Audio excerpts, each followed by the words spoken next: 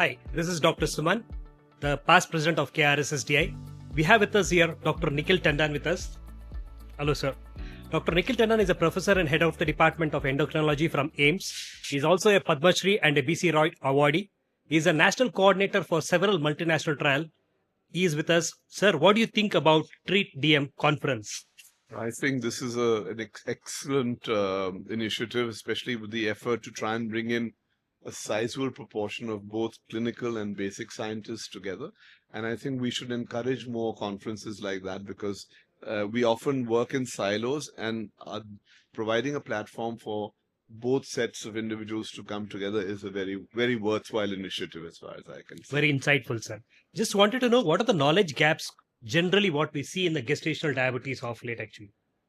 So gestational diabetes has always been a very complicated area, right? From what are the diagnostic criteria, whether they should be based on pregnancy outcomes, post-pregnancy outcomes, what are the cut points, whether it is only a disease of the latter half of the pregnancy, or is it relevant even for the early part of the pregnancy. The new data on early GDM is now coming up, and we still don't know how to interpret. We don't know how to, sometimes we also don't know how to test the role of different diagnostic markers, whether HbA1c can be used in any way for diagnosis. What is the role of new technologies, for example, using continuous glucose monitoring systems? And obviously, it's a convenient thing to do, but does it add value? Does it add value in diagnosis?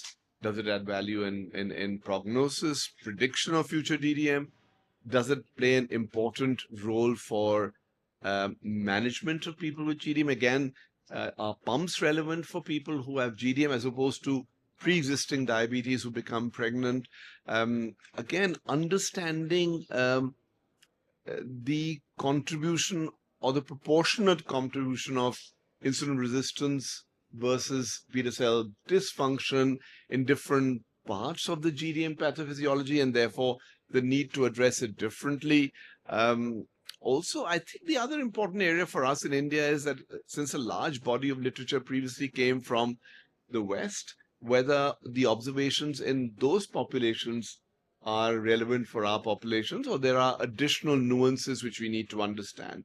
And over a period of time, as we've been hearing over the last few years, the concept of subtyping, so, deeper phenotyping of gestational diabetes to help us give more personalized care rather than saying, everybody goes on metformin, then everybody goes on insulin.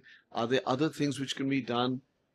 Are the targets the same across the pregnancy? So I think there's a lot of work which is still required, and given the fact that the number of people with gestational diabetes is increasing so much, I think it is critical that we look into deeper. And I'm glad that I will be able to perhaps present some of these gaps to a basic science audience today, because the people who work on primary physiology, etc., may help us unravel this disease even more.